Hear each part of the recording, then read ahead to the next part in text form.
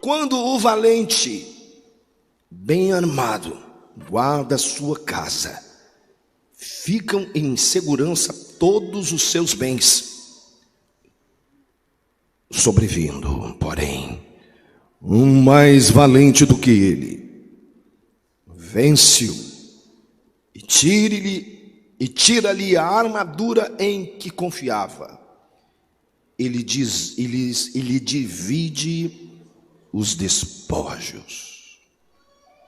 A guerra é violenta. E agora, qual é a diferença das lutas espirituais da época dos meus pais, dos nossos pais, com a época de hoje? A diferença é que o tempo encurtou, que o tempo da profecia está chegando. O tempo do cumprimento profético de todas as profecias está chegando. Eu falo isso aqui com muito temor no meu coração. Eu tremo. Veja, a minha primeira graduação foi na área de relações internacionais. E quando eu começava a estudar os textos que falavam das ciências políticas internacionais, eu me deparei com alguns autores dizendo: nós estamos próximos, o que eles chamavam na época de fim da história. Porque na época, no final da década de 80, 90, o mundo estava caminhando para os blocos econômicos serem consolidados. Ainda estava no processo de globalização. E eles diziam o seguinte, professores ímpios, diziam o seguinte: quando o mundo estiver conectado, ainda não tinha internet, foi no final da década de 80, 89, 90 por ali. Quando o mundo inteiro estiver conectado, quando o mundo inteiro estiver globalizado, aí então se dará o fim da história. E eu ficava imaginando e pensando o fim da história, passou a década de 90, nada aconteceu, aí veio a década de 2000 e aí as coisas começaram a acontecer.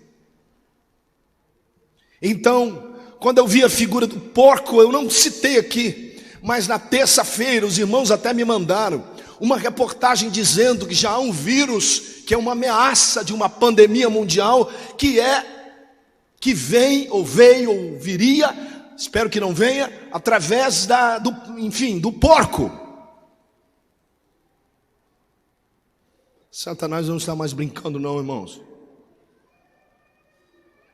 O inimigo não está mais brincando e nem escondendo nada, ele está vindo para arrasar. Ei, pai, cuide de sua família. Se levante como um sacerdote no seu lar e exija uma postura dos seus filhos que ainda estão sob o seu domínio. E se eles já forem casados, reúna-os e fale para eles, não os obrigue porque eles já são casados.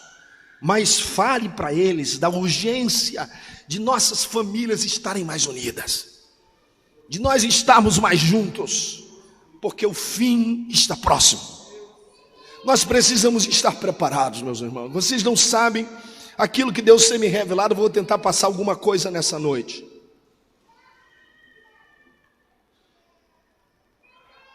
Os dominadores do mundo tenebroso, diz a Bíblia, que eles operam, é como se fosse uma linha. Satanás, espíritos dominadores, ou seja, os dominadores do mundo tenebroso, e essa linha se dá até atingir os líderes mundiais. A Bíblia diz que ele opera, o espírito das potestades do ar, opera nos filhos da desobediência. Há uma conexão. Essas pessoas fazem pactos com o diabo. Você sabia que ainda até hoje, nos dias de hoje, há sacrifício de crianças? Quem sabia disso? Irmãos, ainda existe sangue de crianças derramado. Pessoas sendo oferecidas como sacrifício humano para o diabo. Porque o diabo gosta de sangue. Ele gosta de assassinato. Ele gosta de morte. Outra coisa que eu quero falar para vocês, a ciência, quero repetir aqui, a ciência deste mundo, como na época do apóstolo Paulo, é uma pseudociência, me perdoem os cientistas. Me perdoe os homens, porque eu também já tenho várias formações universitárias e eu sei o que eu aprendi. Mas graças a Deus, Deus me revelou a tempo, me acordou a tempo. Deixa-me perguntar a vocês algo aqui. Hoje, nas universidades ou nos ensino fundamental e no ensino médio, o que se ensina sobre a criação? Me digam. O que se ensina sobre a criação? Nada. A criação é tida como uma fábula. São os anticientistas, os negativistas da verdadeira ciência. Mas essa verdadeira ciência, essa falsa ciência se contrapõe. O apóstolo Paulo disse assim: Timóteo, cuidado com a falsa ciência, porque a ciência se contrapõe a Deus. Não me venham dizer que isso mudou, porque não mudou. Tem muitas áreas da ciência que são corretas. Tem muita gente boa na ciência. Tem muitos professores muito verdadeiros, muito sinceros. Eu não vou dizer que não tem em todas as áreas da ciência. Eu quero que você me entenda, querido. Eu quero que você entenda que existe um domínio acima que influencia os dominadores deste mundo visível. Ele disse assim: cuidado com a pseudociência. O que ensina hoje? Eu sei que tem professores aqui. Se ensina hoje que houve um Big Bang, uma grande explosão no universo, e que nós estamos aqui por fruto do acaso. Foi uma sorte, foi uma loteria. Charles Darwin e Alfred Wallace falaram sobre a evolução das espécies. Não é porque não se pode colocar Deus no laboratório que nós vamos negar a existência dele. Não é porque a gente não pode fazer experimentos científicos é que a gente vai dizer que Deus não existe. Oh, meus irmãos, Deus não está nem aí para provar para ninguém que Ele existe. Ele simplesmente existe. No princípio criou Deus.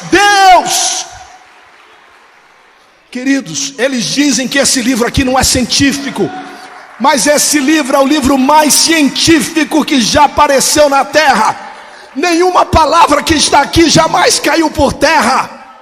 Nenhuma profecia daqui caiu por terra. Mas aqui está mais plena ciência. Isso aqui é verdadeira ciência. A ciência diz o negativo e o positivo. Se a Bíblia fosse um livro alegórico, a Bíblia falaria apenas das conquistas do jovem Davi diante de Golias, mas não registraria o seu fracasso diante de Betseba. Essa palavra é verdadeira, ela fala o que aconteceu, ela fala o que de fato aconteceu e o que de fato vai acontecer.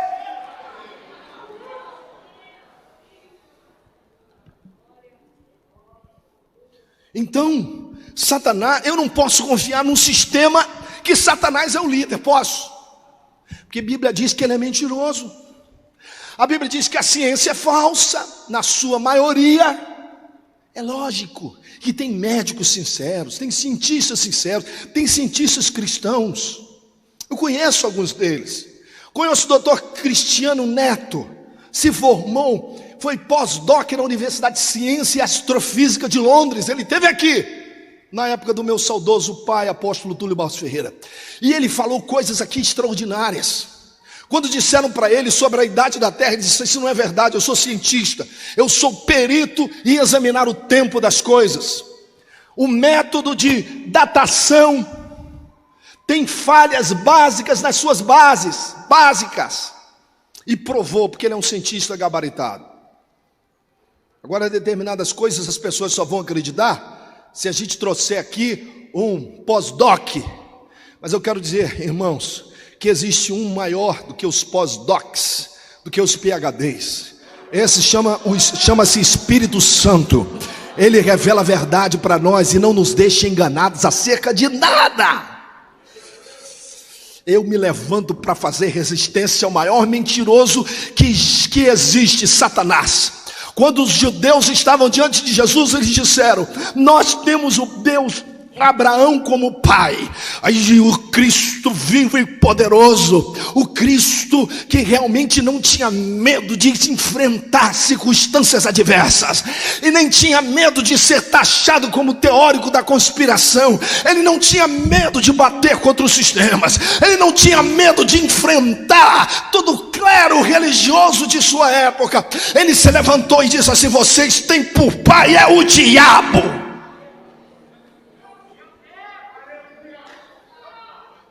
É forte, não é, irmão?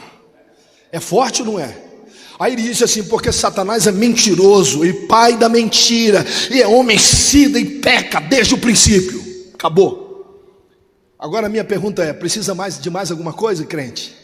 A gente precisa de mais alguma coisa? O sistema é cruel, o sistema é mentiroso.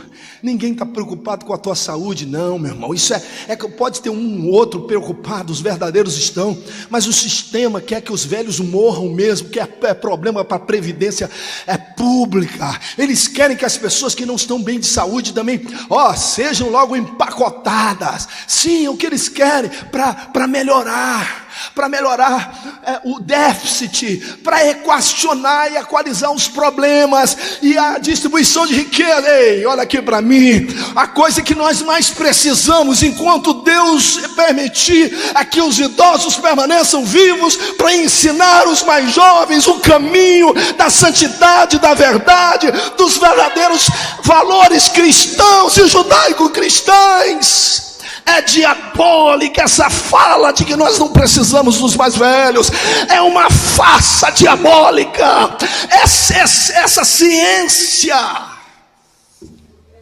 Vai orando por mim aí, porque é forte, querido. No mundo espiritual uma batalha, no mundo espiritual uma guerra travada, mas o Senhor está dizendo: Jessé, fala, meu filho, fala,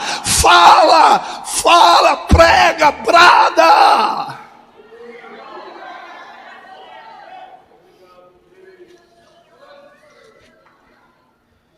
Meu Deus, é forte demais. Aí ele disse assim, a nossa luta, olha, bispo Sérgio, ele disse assim: a nossa luta, olha aqui para mim, não venha se fazer de desentendido não, você está numa luta. Não adianta você vir dizer para mim que as coisas estão calmas, porque não estão. Você está numa luta, a nossa luta.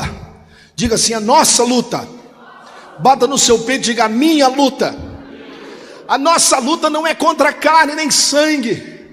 Por isso, professora Monique, que eu não estou aqui para falar contra os sistemas em si. Eu estou aqui para falar do dono daquele que está lá em cima na pirâmide. É ele que distorce. E ele tem mandado, ele tem domínio sobre os dominadores do mundo tenebroso, que por sua vez tem domínio sobre os dominadores da terra.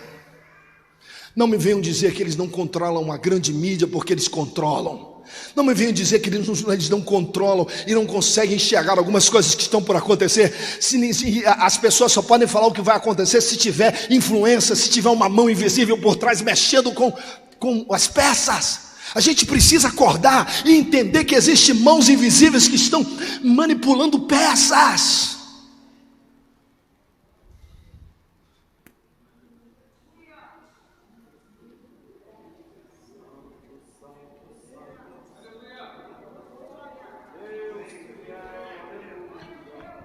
Então, a minha luta aqui não é contra seres humanos, não é contra cientistas humanos. A minha luta aqui é contra os dominadores do mundo tenebroso.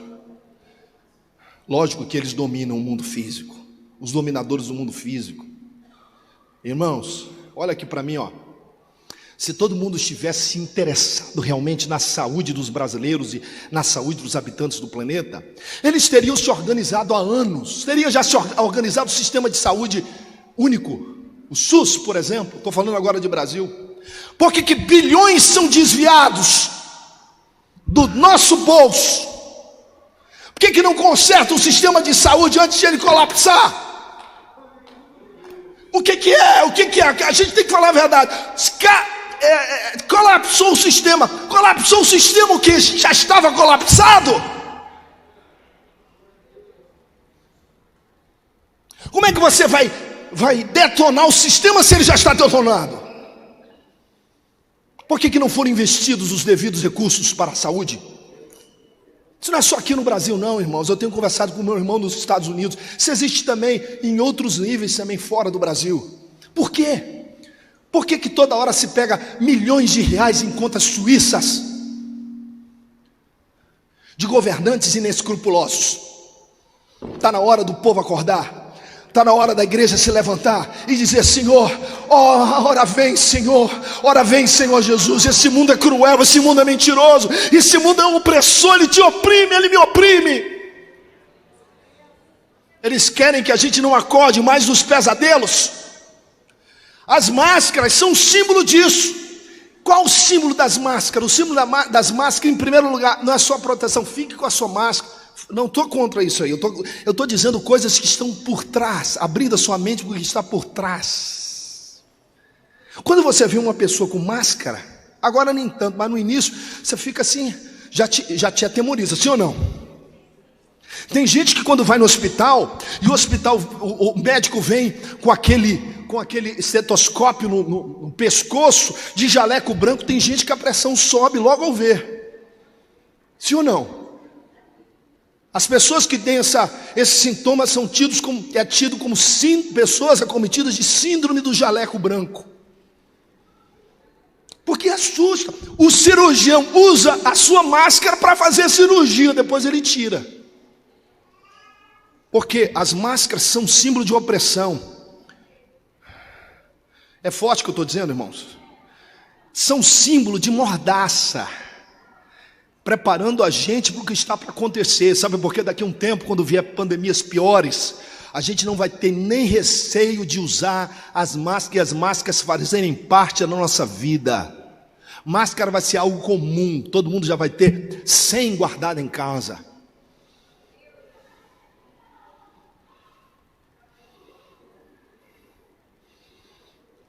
É forte isso aqui que eu tenho que entregar. Volto mais uma vez a dizer que eu não sou contra as medidas preventivas.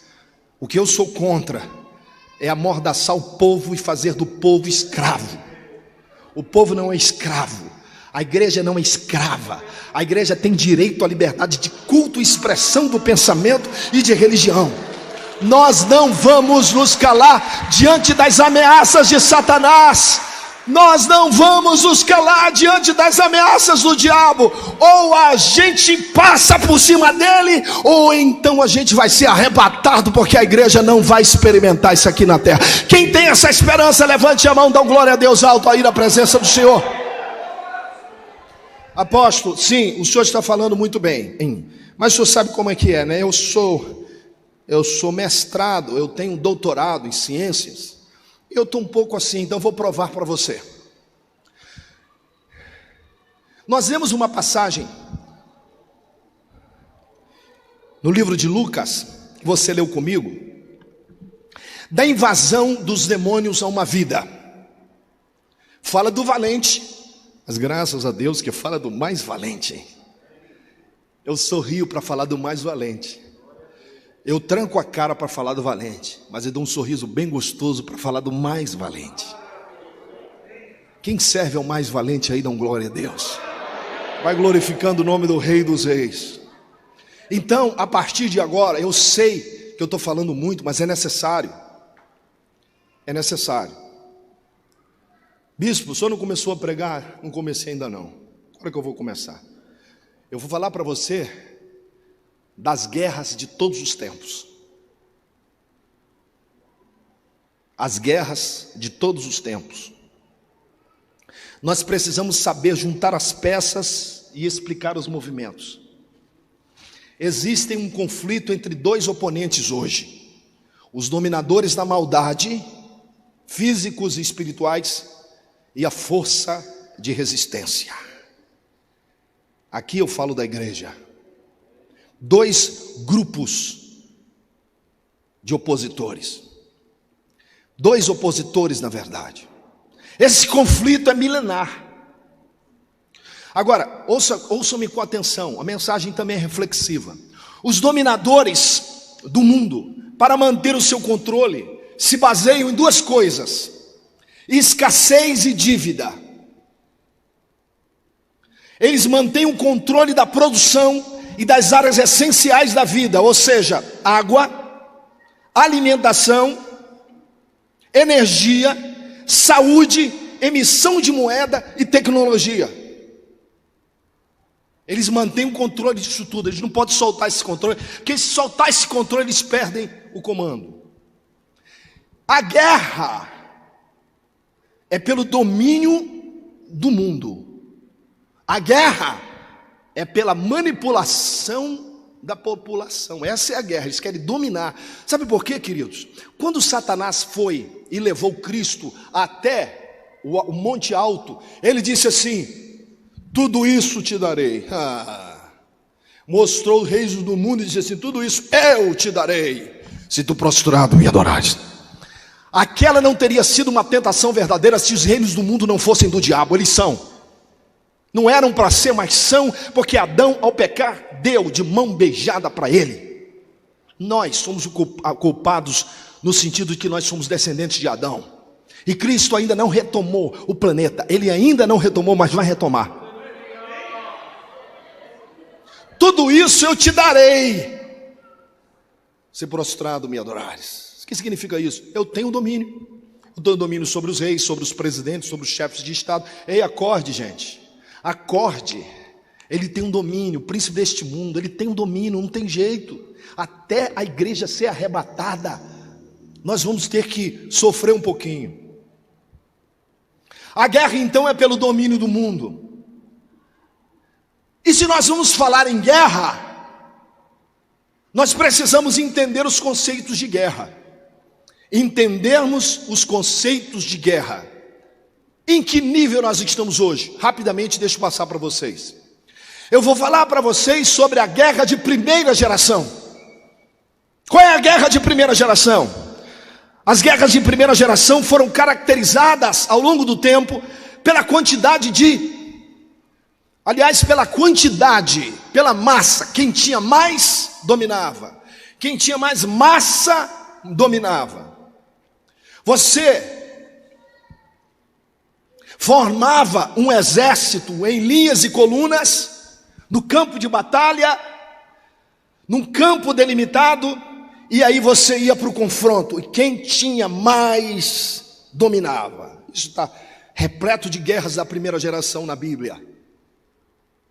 Quem tinha mais dominava. O Império Egípcio tinha mais material bélico para a época. Depois foi o Império Assírio e o último, o Romano. Império Romano. Essas são as guerras de primeira geração. Mas também eu quero ser rápido. Existiram as guerras de segunda geração. Eu anotei algumas coisas aqui com o estudo que eu fiz da palavra do Senhor. As guerras de segunda geração são caracterizadas pelo poder de fogo, pela capacidade de destruir. Então era normal que você visse na época das guerras de segunda geração, um exército que usava artilharia, colocava fogo no território, e depois vinha a infantaria e ocupava os espaços e o território. Ninguém pode negar isso, é histórico. Mas também existiram as guerras de terceira geração. As guerras de terceira geração foram marcadas pelo potencial de mobilidade estratégica. Como exemplo disso, nós temos o exército alemão na Segunda Guerra, com seus exércitos blindados e com a sua capacidade de mobilizar e de ocupar espaços muito rapidamente. Quando o inimigo via, os espaços já tinham sido ocupados pelos alemães, porque eles se formavam com exércitos blindados, capazes e estrategicamente desenvolvidos para ocupar espaços de maneira muito rápida. E as guerras de quarta geração é outra. As guerras de quarta geração já é um conceito um pouco diferenciado. Nela você não luta contra um ente estatal. Nela você combina com quem você vai lutar. Não precisa exatamente ser um Estado nacional. Pode ser um grupo terrorista. Isso aconteceu, por exemplo, nos Estados Unidos no ano de 2001. Eu estava lá em Nova York. Um dia antes dos ataques às Torres Gêmeas, eu cheguei naquele aeroporto. Graças a Deus que foi um dia antes. E depois fiquei preso nos Estados Unidos 1 mês. Minha irmã e meu cunhado lembram muito bem, minha esposa. 1 mês. Aí o que os Estados Unidos fizeram? Encontraram um inimigo terrorista que era a Al-Qaeda. E começaram a colocar em prática um plano. As guerras de 4ª geração, ela é uma modalidade de luta. Ela combina lutas convencionais, lutas cibernéticas, informacional e espionagem. E assim conseguiram desferir golpes sérios no Iraque à procura desse grupo terrorista. Mas eu não quero falar sobre isso, porque eu quero chegar num lugar aqui muito forte. Vai orando por mim aí, porque está esquentando. Diga para alguém que está esquentando, irmão. Ai, meu Deus, é forte.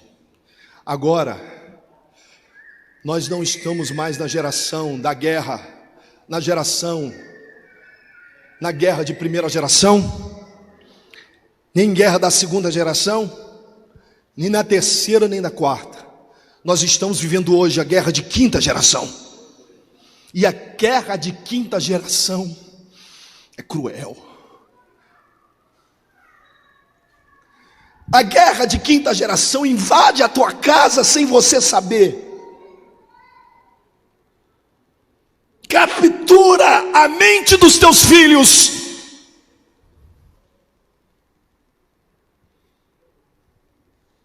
Traz danos irreversíveis ao cérebro.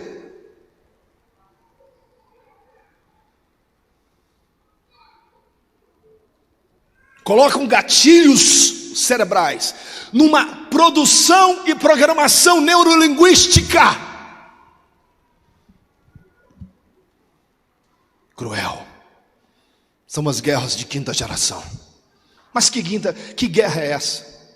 Essa guerra de 5ª geração é a guerra, queridos e amados irmãos, que ela se divide em 2 frentes.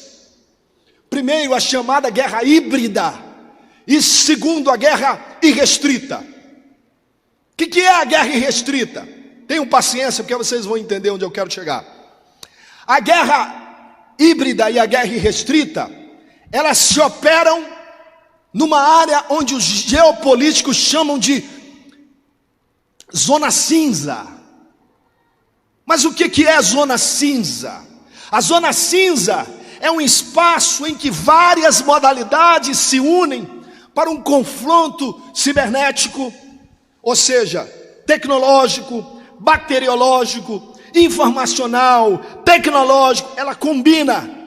E todas essas modalidades são aplicadas ao mesmo tempo, sem que se conflagre um confronto militar. A guerra está acontecendo e ninguém está sabendo. A guerra está acontecendo e ninguém toma conhecimento. Por quê? Porque essa guerra, ela não provoca confronto militar. Ela é uma guerra silenciosa. Ela vem para destruir. E estão na zona cinza, ou então na zona cinza, ocorrem conflitos, ganhos, perdas, diante da nossa cara, desculpe minha expressão, e a gente não vê. Isso é uma zona cinza. A guerra híbrida, preste atenção, que está embutido nessa guerra de 5ª geração, na qual todos nós hoje estamos envolvidos, reúne vários tipos de modalidades, seja guerras, instrumentos bacteriológicos, instrumentos cibernéticos, tecnológicos, psicológicos. Porém, o mais importante é que essa guerra híbrida, ela se dá sem que os seus oponentes percebam. Meu Deus, eu estou sendo bombardeado, não estou sabendo. Guerra híbrida. A nossa geração hoje, eu nunca pensei que eu fosse vivenciar isso, mas nós estamos vivenciando hoje. Eu não sei quem está me atacando, mas eu sei que eu estou sendo atacado. Ai, meu irmão, vai glorificando a Deus, porque é difícil entregar isso aqui. Então, ela funciona à base de operações sigilosas. Alguém que pega as tuas informações e você não sabe. Alguém que sabe o teu perfil e você não sabe. Sabe a conta bancária onde você tem, onde você aguarda o seu dinheiro. Sabe o nome da sua mãe, do seu pai e você não sabe. Ai, meu Deus, é forte. As operações são inclusive clandestinas muitas das vezes. Isso é essencial para a guerra híbrida. Mas eu quero chegar aqui, ó. Eu quero chegar nesse ponto aqui, ó. A guerra de quinta geração é uma guerra irrestrita. Significa o quê? Significa que não há restrições aos meios. Vale tudo para vencer. Irmão, isso é para te abalar agora.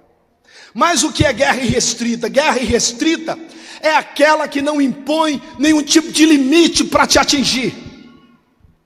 Vale tudo, sim. Vale assassinato, vale roubo, vale suborno, vale corrupção, vale sabotagem, vale mentira. E o mais incrível é que essa guerra irrestrita, ela não delimita campos específicos. Todo campo é um campo de luta. A tua casa é um campo que eles lutam. A tua mente é um campo que eles exploram. O teu coração é um campo que eles exploram. E o pior, Bispa Ana, essa guerra, ela não tem tempo para acabar. É contínua e permanente até matar.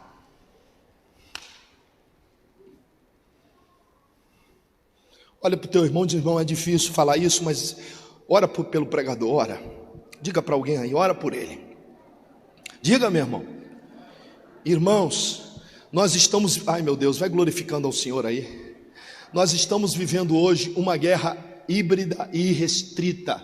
O inimigo não quer saber onde, ele não quer saber quando, ele só quer saber o seguinte: eu vou lutar e conseguir essa família, queira ele ou não. Aí sabe o que ele faz? Ele começa a passar mel na nossa boca.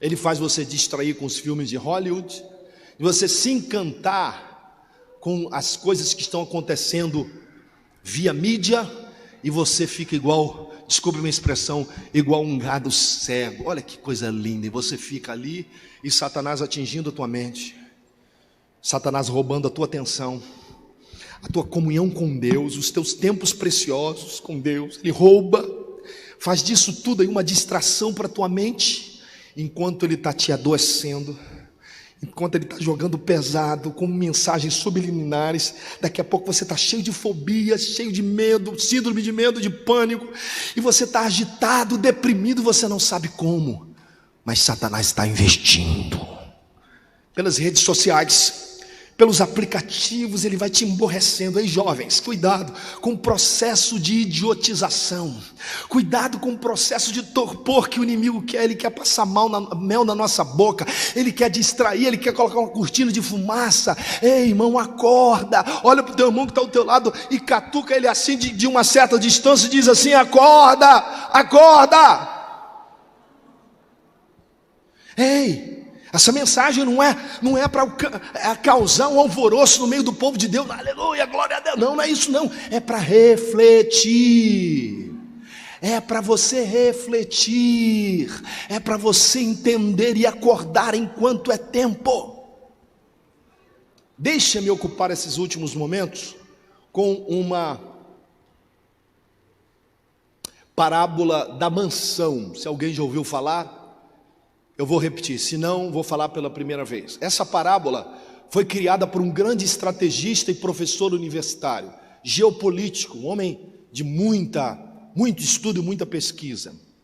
A parábola da mansão, que aí você vai entender melhor o que eu estou falando, porque eu estou muito na teoria, tem gente aqui que ainda não conseguiu captar a mensagem.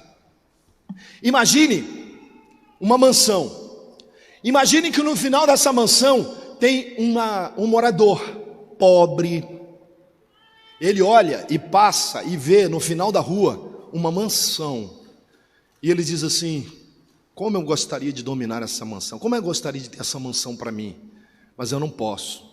Imagine só o dono da mansão, um homem de 1,90 m de altura, faixa preta de artes marciais, tem dinheiro e é dotado de armas, tem uma pistola 9mm em casa, tem um fuzil, tem seguranças e tem todo o sistema de proteção. Ele não pode. O morador, aí você vai entender o que é guerra irrestrita, tá? Esse morador aqui é o diabo, vamos colocar assim. Representaria os donos do mundo tenebroso. Ele se aproxima e, sabendo que ele é inferior tecnologicamente, financeiramente, economicamente, o que ele faz? Ele vai, se aproxima da casa e começa a puxar assunto sutilmente com o dono. Aí começa assim: qual é o teu time de futebol? Um exemplo, né? Diz assim: o meu time é tal. Ele falou assim: eu também sou.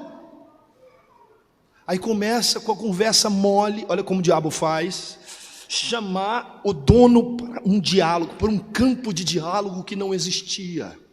Se faz de amigo, e o dono da casa, da mansão, se impressiona com aquele rapaz, com aquele morador mais pobre, mas tão amigo, tão gentil, tão sutil. E de repente ele diz assim: olha, semana que vem eu vou voltar, e se o senhor me permitir, eu vou trazer um bolo, uma pizza e um suco. Aí no outro dia, ou na outra semana, ele vem com um bolo, uma pizza e um suco. Só que antes ele colocou uma toxina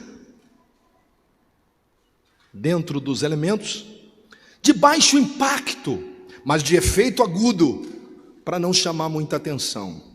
Vai, e eles comem daquilo, e a partir daquele dia, o dono da mansão começa a se fragilizar emocionalmente, mentalmente, fisicamente. Porque toda vez que ele vai, ele leva ou uma pizza, ou um suco, ou alguma coisa cheio de toxina, de veneno de baixo impacto.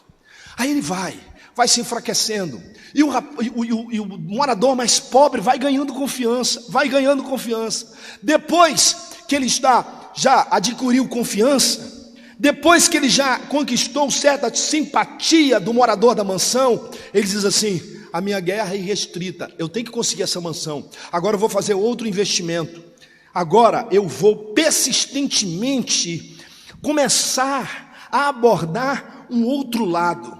Eu vou para o lado psicológico. Aí começa a se aproveitar da fragilidade física e mental do seu dono. E diz assim: olha, eu estou sentindo você meio mal assim, né? Você está ficando mal de uns tempos para cá, eu não sei. Você não quer que eu te ajude aqui na administração da sua casa? Aí o dono, já enfraquecido, já debilitado pela comida, pelo veneno, ele já meio assim fragilizado também fisicamente, diz: realmente é verdade, parece que eu estou cheio de fobia aqui, eu não era assim, eu sou rico, mas eu estou assim. Então ele falou: não, então deixa eu te ajudar, você não tem condição não, você não tem condição mais, é melhor, deixa eu vir aqui te dar um apoio. Ele diz: então você é um amigo mesmo, rapaz, você então começa a vir aqui. Aí, nessas idas, ao invés de ele ir para o dono que já está fragilizado, ele vai até os funcionários da mansão, chega lá e fala com o jardineiro. Você está vendo as reações do seu patrão? Ele está meio fragilizado, não está? Ele não está meio estranho? Está realmente. Vai lá na faxineira e diz assim: você não está notando o dono? Ele está sem condição, olha, esse teu emprego aqui, de segurança de vocês aqui, se eu fosse vocês, porque esse homem aí vai enlouquecer, ele vai ser internado porque ele está mal, e todo dia levando bolo, levando pizza, mas machucando, mas tirando do dono a sua força, o seu vigor. Aí ele vai vencendo, e o dono, o rico, vai se enfraquecendo, começa a gastar dinheiro com remédios, com coisas, mas os remédios são falsificados, porque ele sabota os remédios. Ele vai na farmácia, compra remédios, mas chega lá, ao invés de comprar um determinado remédio, ele compra outro, para fragilizar ainda mais o dono da mansão. E o dono da mansão vai se fragilizando, e aquele morador pobre vai se avizinhando, vai pegando amizade, vai dizer: não, rapaz, eu estou aqui porque der e vier, mesmo se você ficar doente, eu estarei aqui com você, porque eu sou seu amigo, a gente torce pelo mesmo time, a gente está junto. Aí realmente eu estou debilitado. Ele diz assim: não é melhor então você dispensar aí, porque os teus empregados já estão todos vendo essa situação que você está vivendo vexatoriamente, vergonhosamente. Aí ele chama os empregados, é uma parábola, tá? Mas que vale muito. Chama os empregados, dispensa os empregados. Aí, depois de gastar muito dinheiro com remédio, olha lá, rapaz, de gastar muito dinheiro com remédio, aí vem Eu estou resumindo a parábola, ela é mais longa. Vem diante do rico e diz assim: agora eu tenho uma proposta para lhe fazer. Você está muito doente para viver numa casa tão grande. Não é melhor você se mudar para uma casa pequena, numa casa menor, onde você vai ter menos dívidas. Você não está em condição de trabalhar. Você já está com problemas financeiros aí, porque você não tem condição de produzir mais o que você produzia antes. Você não quer sair da casa. Aí o morador da mansão se enche de resistência, mesmo debilitado, mentalmente, psicologicamente, olha para ele e diz assim: não quero, essa casa aqui é uma casa que eu comprei, e hoje eu vi, não rapaz, você está mal, você precisa para um lugar menor. Aí ele vem diante do comprador e diz assim: eu tenho uma proposta para lhe fazer. Qual é a proposta? Eu compro a tua mansão por 50% do valor de mercado. 50% não, 50% não dá. Não posso aceitar uma proposta. Estou doente, estou psicologicamente enfraquecido, mas eu não posso aceitar uma proposta de 50% do meu imóvel. Mas aí ele vai, esse homem mau, quer dominar, vai lá na rua, sabota a internet, quebra a fibra óptica, ele quebra, ele sabota o modem, e o homem fica sem internet, sem informação. A partir daquele dia, aquele dono da mansão agora vai viver da narrativa do mais pobre, vai ter a visão do mundo que o mais pobre traz para ele. Veja, a narrativa agora é mantida e é contada pelo dominador. Ele não tem como saber mais de nada a não ser através da boca daquele que quer dominar. Aí ele fica sem informação, ele vai dizendo: olha, você está cada dia mais fraco, cada dia pior, você tem que vender essa mansão, aqui em casa a internet não está ruim. Aí ele vai, sabota também a energia elétrica, e de repente começa a haver pico de energia, e a casa começa a passar escura várias horas do dia. Diz: o que está acontecendo? Ele não tem condição de sair, ele está quase acamado, e esse homem está dominando, Ei, faça aí uma analogia com Satanás. Olha que o inimigo das nossas almas vem, ele se passa de amigo, mas não é. Ele te finge, te dá faz uma proposta que te parece boa, mas não é. No fundo ele quer te matar. No fundo ele quer te destruir, ele quer se apossar de você, ele quer se apossar da sua mente. Quem está entendendo aí, irmão? É para refletir. Quem está entendendo até agora, dá um glória a Deus alto aí, na presença do Senhor. Mas você vai resistindo, ele sabota a energia, sabota tudo, diz assim: não sai. Aí de repente ele vai, vê que o homem ainda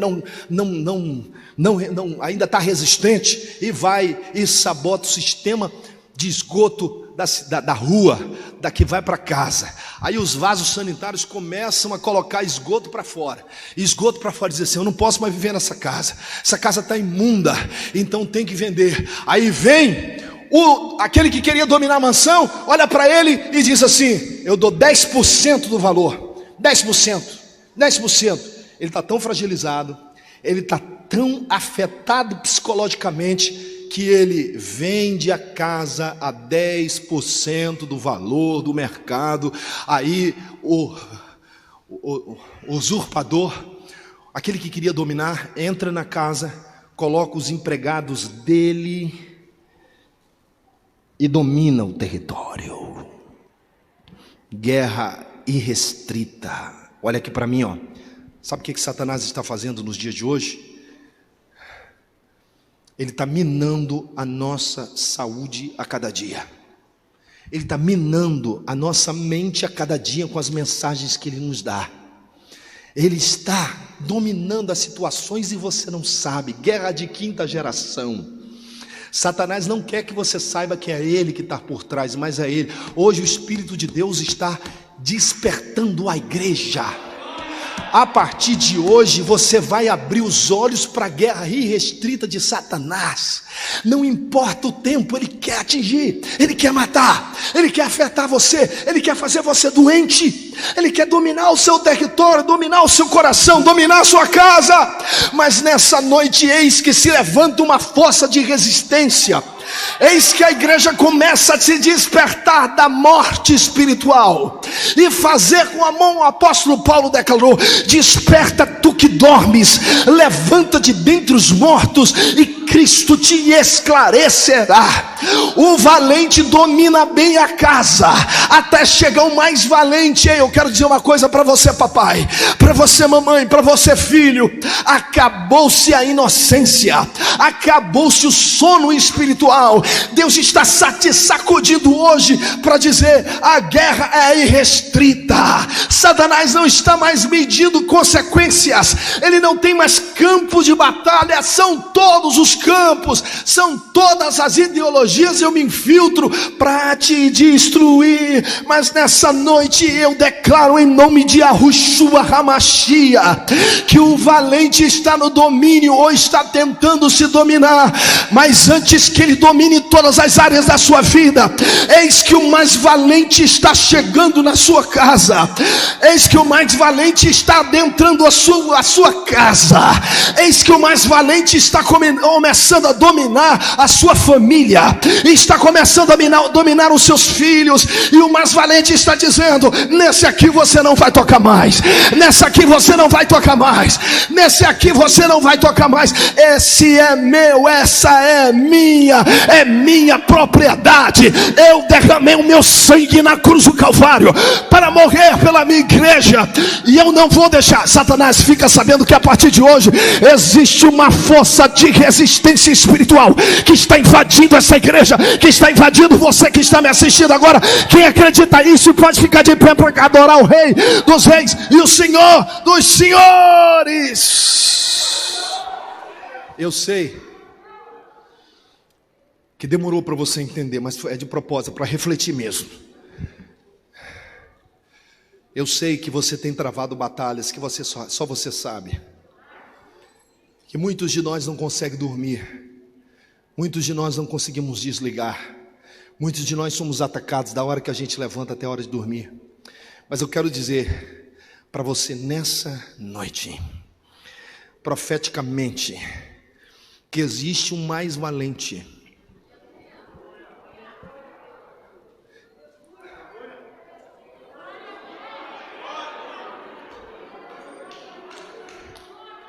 O mais valente está chegando para acabar com a festa do diabo. Eu quero profetizar que não haverá família aqui que vai se perder.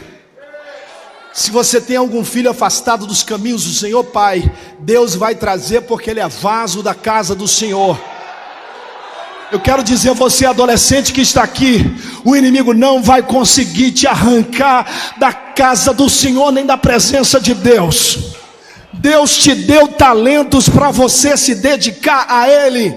Deus te deu talentos para você se dedicar a Deus, não é ao mundo. Deus está se sacudindo agora, irmão e irmã. Isso não é só jovens, não, somos nós os mais experientes também, os idosos.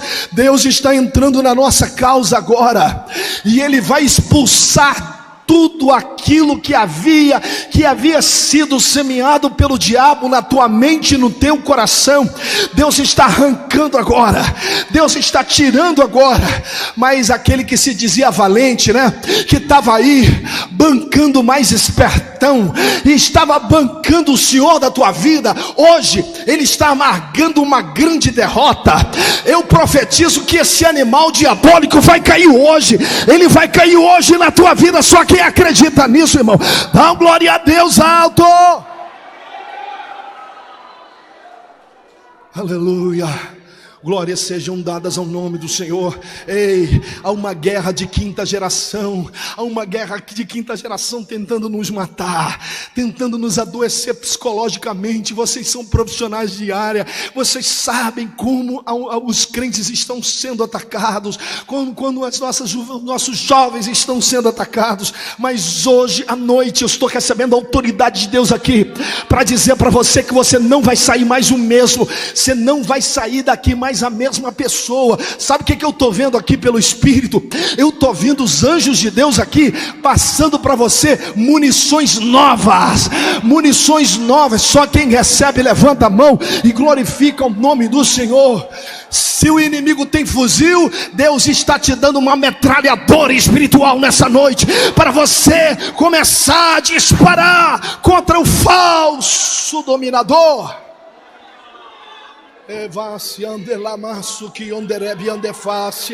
Aleluia. Diga alto assim para Satanás ouvir. Diga assim: eu não estou à venda. Diga assim: eu não estou à venda. Diga assim: os meus filhos não estão à venda. Diga assim: os meus pais não estão à venda. Diga alto para que Deus possa ouvir, o diabo escutar. Diga assim: eu sou propriedade do Senhor. Eu sou propriedade de Deus.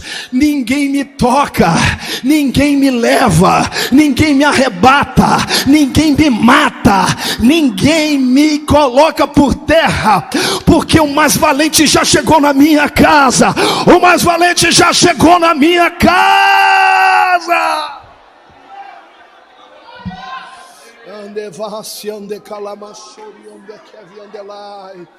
Aleluia, aleluia. Agora que você sabe as estratégias de quinta geração, abre os olhos. A guerra é irrestrita.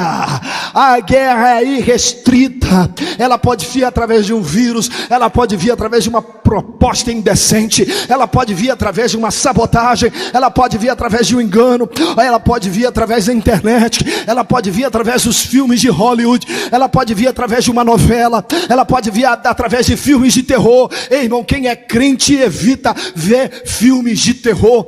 Filmes de terror mesmo são portais para o diabo penetrar na tua casa. Faz aí um pacto com Deus a partir de hoje. Você não quer mais ver sangue derramado. A partir de hoje você não vai deixar os seus filhos verem filmes de terror. Você não vai mais deixar. Ei, irmão, vai orando aí por mim, porque a palavra é muito forte nessa noite. A palavra é muito forte. Os demônios do inferno estão doidos para invadir a sua casa. Satanás está louco para te dominar tua mente, dominar os teus filhos, dominar aqueles que estão sob a tua responsabilidade. Mas essa noite eu declaro: o mais valente chegou, o mais valente chegou, o mais valente chegou, o mais valente chegou.